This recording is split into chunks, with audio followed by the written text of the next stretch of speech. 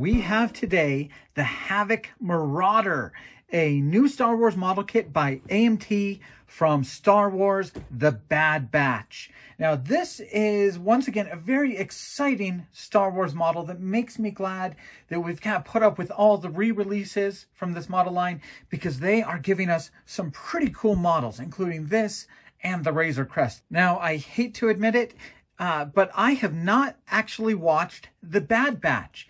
And I'm definitely a Star Wars guy. I love Star Wars. I just haven't made time to watch the end of the Clone Wars and the Bad Batch. So I haven't actually seen anything with these characters. Of course, existing as a Star Wars fan, I of course know of it. I know the premise.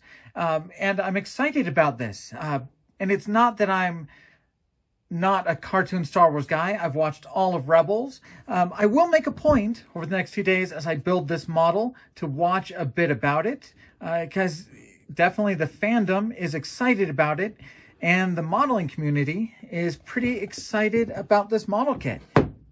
Across the top, we have a nice picture of the Marauder, and this is an interesting subject because coming from essentially a cartoon, a very well produced and detailed cartoon, I have to imagine when you actually extrapolate this stylized CGI ship into the real world, you have to fill in a little bit of detail. There is our Bad Batch crew, there's our ship, and of course the box does tell us moving wings. Kit includes water slide decals. Once again, more art. Okay, here we go. Build your authentic model of the Havoc Marauder from Star Wars The Bad Batch. Pose your ship with wings up in the landed position, or pose it on the included stand. And we do get a stand with this one. All new Star Wars model kit. And of course, we know when AMT and Round 2 make an all new model kit, it turns out pretty darn good. As they have been doing recently, you can see we have our paint and our decal guide across the inside box. Try and get it with a little bit of glare there. All right, I really need to watch the show because I need to know how weathered this ship is. Usually things in the Empire, and I believe this is right after the Clone Wars, usually these things are pretty clean, but if this is a ship they've stolen or captured, it might be a bit more beat up. Of course, you see lots of very clear paint and decal instructions. And they have given us some specific colors: haze gray, ocean gray, medium blue. So, you know, most of the usual Star Wars type model paints. All right, we have a Round 2 style dome base, and I hope to see a lot more of bases like this in their Star Wars line. You know, just have a little bit of continuity across your display shelf.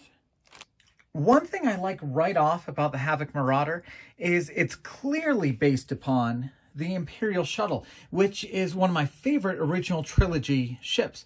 Obviously the three-wing design, but also you can see the stair-step design, you can see these hinges, you can see all of those same features, the stair-step, the guns mounted in the same place, even these hinge braces, you can see repeated from the Imperial Shuttle to the Havoc Marauder. And I love that lineage. I love this stylish ship. So very excited to build this kind of modern, but ultra in continuity, kind of badass militarized version of an Imperial Shuttle.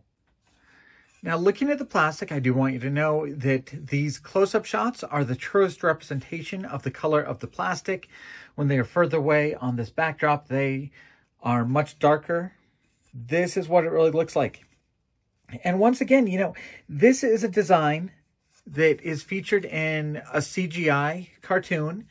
And I was wondering if they would like try and extrapolate more detail or add greeblies to make it fit in more with like the live action things. But no, this looks to be very true to the CGI from the Bad Batch TV show. So instead of greeblies and hoses and mechanical parts, you get shapes, you get rectangles, kind of, I think it's very true to the source material. And I do have to think that while it may not fit in with some of the other Imperial things that are based around the movies. I think this is very true to the source. We have 6 sprues of molded gray parts. Then we also have 2 sprues of clear plastic. You have a red and you have a blue. And unless I'm mistaken, like I said, I haven't seen the TV show yet. I don't think there's a blue version and a red version.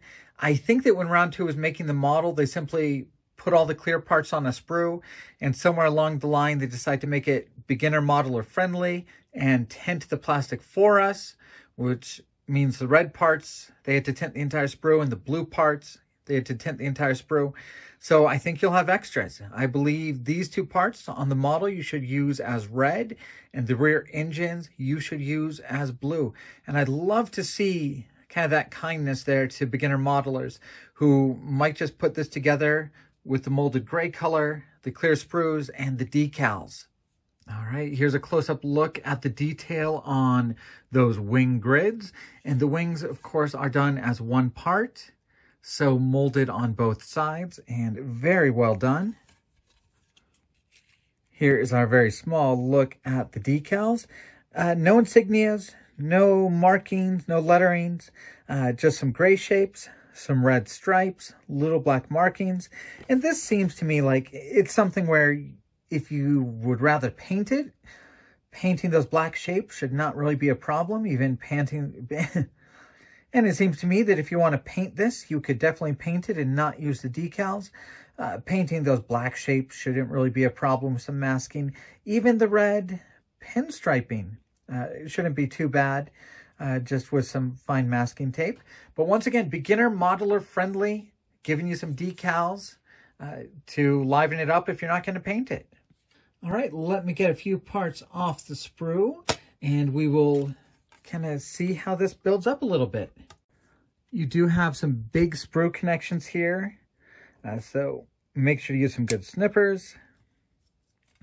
All right, now this is a very kind of clever snap tight, snap together design. You can see on the main body of the ship, there's a lot of little tabs and slots to keep things lined up well. And you can see that this top and bottom part here will hold that rear wall in place. And obviously, if you'd rather glue things, you certainly can. You can see here's where those blue clear parts will fit on for the back engines.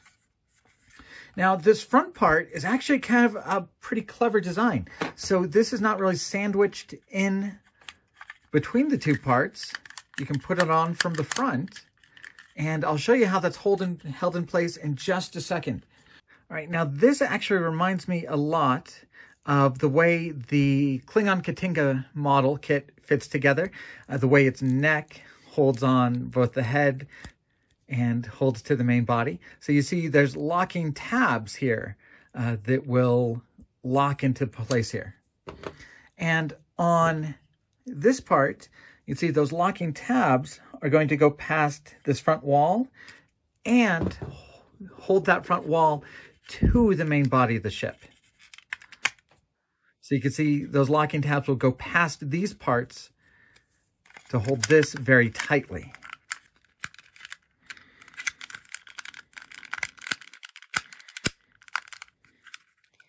All right, snapped in place, and those tabs are now holding this front in place. And now we can add this, and now we can add on the cockpit of the ship. They will sandwich themselves around that back wall. And you can see there is a tab that will fit into a slot on that neck piece. And on the bottom, another tab and slot, along with the kind of snap together pegs and locator pins for the cockpit. So it's a pretty neat design where everything gets kind of locked in together around that neck piece.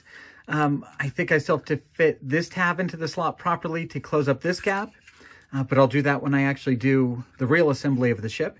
You can see I've left out the clear parts for the cockpit. There are side pieces to provide detail here, but it's going to be a very solid ship.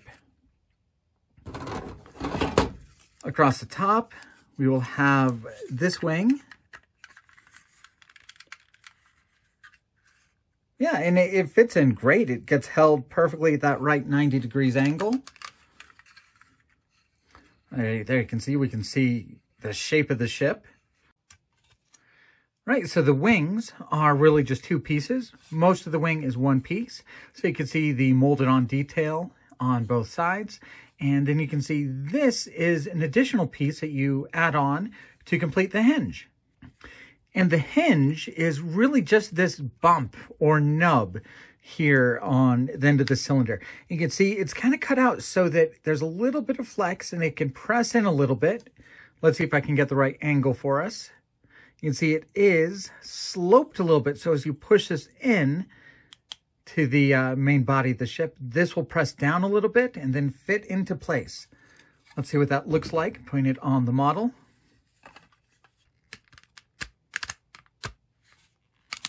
All right, that works pretty well.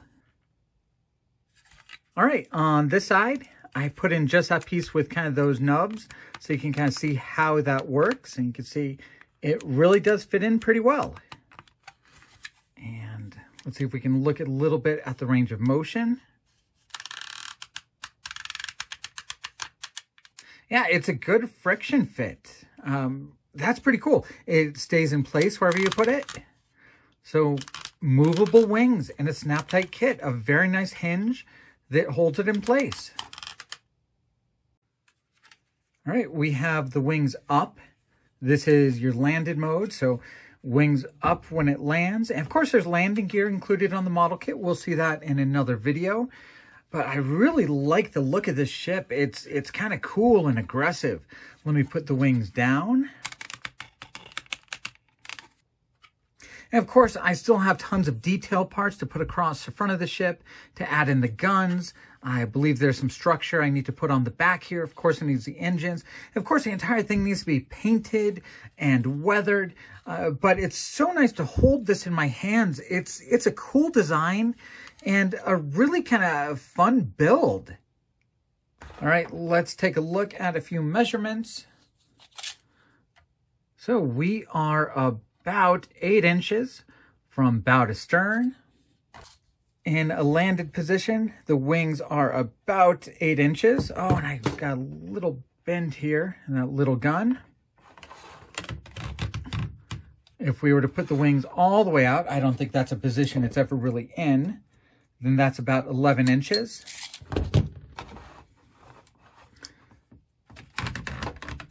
And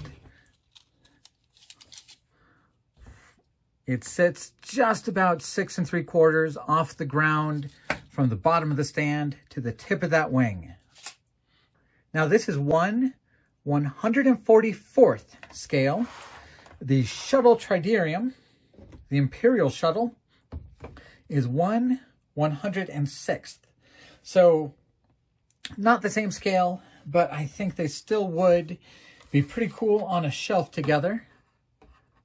You can kind of see the design evolution of something that went from very military to a little bit more of an officer's transport. But I like these two ships. All right, well, I am very excited. I'm actually glad. This is kind of the kick in the pants I need to watch a show that I've been told by about everybody is fantastic. So I'm excited to finally get off my butt and do that. I'm excited to work on a new model kit again. I'm excited for you guys to see how it builds up. I'm thinking this is going to be a pretty quick build. So hopefully just within about a week, I should have the video of building up and painting and displaying this model kit. Thank you guys for following the channel. I know how excited many of you are to see this model kit, so I will try and get a video put out pretty quickly about it. And I'll also be sharing my thoughts on the Bad Batch.